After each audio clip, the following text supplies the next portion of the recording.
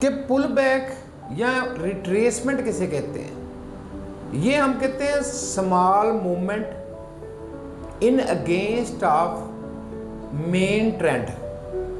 अब देखो ना, मेन ट्रेंड यहाँ पे वो तो अप का है, लेकिन यहाँ से प्राइस डाउन हुई है, तो ये मेन ट्रेंड है और ये स्मॉल मूवमेंट। अभी हम बात करने लगे हैं पुल बैक की। करेक्शन भी कहते हैं, पुल बैक भी कहते हैं, रिट्रेसमेंट भी कहते हैं। सही लफ्ज़ रिट्रेसमेंट है, बाकी गलत नाम है, लोग इसे पुल बैक भी कहते हैं, इसे करेक्शन भी कहते हैं। तो ये रिट्रेसमेंट, पुल बैक या करेक्शन क्या होती है, इसे देखें आप कि हम इसे चेक करते हैं।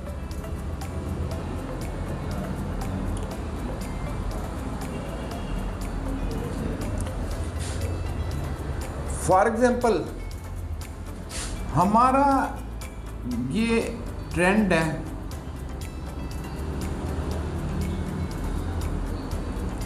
अपवर्ड का, ठीक। मैंने बताया कि जब हायर हाई क्रिएट हो रहे होते हैं, ये अप ट्रेंड होता है। अब इसमें होता क्या है कि पुल बैक या रिट्रेसमेंट किसे कहते हैं। ये हम कहते हैं small movement in against of main trend. अब देखो ना, मेन ट्रेंड यहाँ पे वो तो अप का है, लेकिन यहाँ से प्राइस डाउन हुई है, तो ये मेन ट्रेंड है और ये स्मॉल मूवमेंट है। तो जो small movement opposite to the main trend, क्योंकि अपवर्ड थी, ये डाउन की तरफ जा रही है, तो opposite to the main trend, तो ये हमारा क्या होता है, पुल बैक। इसी तरह यहाँ पे भी स्मॉल मूवमेंट, ये भी आई है मेन ट्रेंड के अगेंस्ट, ये भी आपका क्या है, पुल बैक। ये भी आपका क्या है, पुल बैक। यहाँ पे भी आ सकती है, ये भी आपका क्या होगा, पुल बैक, ठीक। अप ट्रेंड में ऊपर जाते हुए जो प्राइस थोड़ी सी नीचे की तरफ आती है, इसे पुल बैक भी कहते हैं, रिट्रेसमेंट भी कहते हैं। और ये कितनी होनी चाहिए, कहाँ तक ये वैलिड है, और कितनी पुल बैक ऐसी है जो इनवैलिड है, जिसे हम पुल बैक नहीं मानते, इस पे भी हमने चेक करना है। और इसे हम चेक कर सकते हैं कि ये पुल बैक आया हमारे लिए एक्सेप्टेबल है कि नहीं है। इसे चेक करते हैं, फिबोनाची रिट्रेसमेंट टूल होता है जिसकी मदद से। अभी मैं आपको बताऊंगा कि फिबोनाची रिट्रेसमेंट टूल को कैसे यूज़ करते हैं, लेकिन उससे पहले मैं दोबारा डाउन ट्रेंड में बताता हूं कि अगर आपका डाउन ट्रेंड है, तो मेन ट्रेंड आपका डाउन है, तो ये रिट्रेसमेंट हुई कि डाउन ट्रेंड मेन ट्रेंड है, उसके अपोजिट जो मूवमेंट हुई, ये आपका पुल बैक है। फिर मेन आपका डाउन है, फिर अपोजिट मूवमेंट हुई, ये आपकी रिट्रेसमेंट है, पुल बैक है। फिर मेन डाउन है, फिर अपोजिट जो हुई, ये आपका पुल बैक है।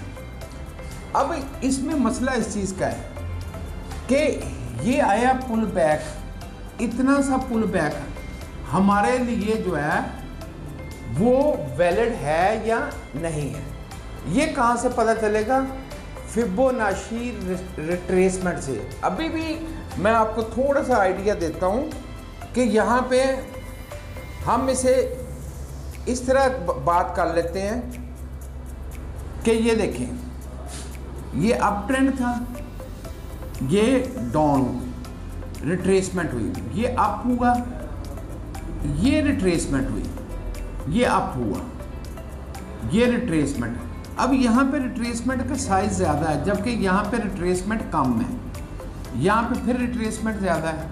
अब हमने देखना ये रिट्रेसमेंट जो है, ये जितनी हुई है, ये हमारे लिए एक्सेप्टेबल रिट्रेसमेंट है कि नहीं है, क्योंकि मुझे डाउट है कि ये दरमियान वाली रिट्रेसमेंट बहुत कम है, ये हमारे लिए एक्सेप्टेबल नहीं होगी। तो इसे हम वैसे नहीं देख सकते। हाँ, वक्त के साथ साथ, एक्सपीरियंस के साथ साथ हमें वैसे पता चल जाएगा, क्योंकि जजमेंट ज़्यादा हो जाती है। अभी हम इसे फिबोनाची टूल से देख सकते हैं। हम फिबोनाची इस पर अप्लाई करेंगे, अप्लाई करके हम इसमें से कंफर्म करेंगे कौन सी रिट्रेसमेंट हमारे पास वैलिड है, कौन सी नहीं है। क्योंकि इससे फ़र्क ये पड़ेगा कि अगर ये रिट्रेसमेंट जो कम है ये हमारे लिए वैलिड नहीं है, तो फिर इसका लो भी हमारे लिए वैलिड नहीं है और इसका हाई भी हमारे लिए वैलिड नहीं है। फिर ये होगा कि हमारा यहाँ से सीधा स्ट्रेट इस हाई तक पॉइंट लगेगा, क्योंकि दरमियान वाली रिट्रेसमेंट कम है, वो हमारे लिए वैलिड नहीं है, हमें फिर वो इग्नोर करनी पड़ेगी। लेकिन ये उस वक्त होगा जब हम इस पर फिब रिट्रेसमेंट टूल अप्लाई करेंगे, उससे पहले हम इसे रिजेक्ट नहीं कर सकते। अब इसे दोबारा देख लेते हैं। आप इसे दोबारा देखें कि फॉर एग्जांपल ट्रेंड डाउन की तरफ था, ये पुल बैक हुआ, फिर डाउन था, ये पुल बैक हुआ, फिर डाउन था, ये पुल बैक हुआ। अब ये वाला पुल बैक मुनासिब है, ये वाला पुल बैक मुनासिब है, लेकिन ये बहुत कम है।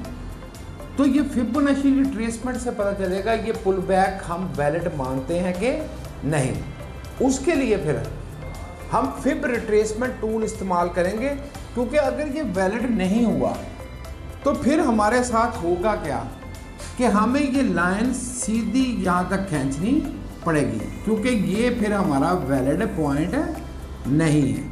इसको इग्नोर, क्योंकि अगर पुल बैक वैलिड नहीं है तो उससे पहले वाला फिर लो भी हमारे लिए वैलिड नहीं है।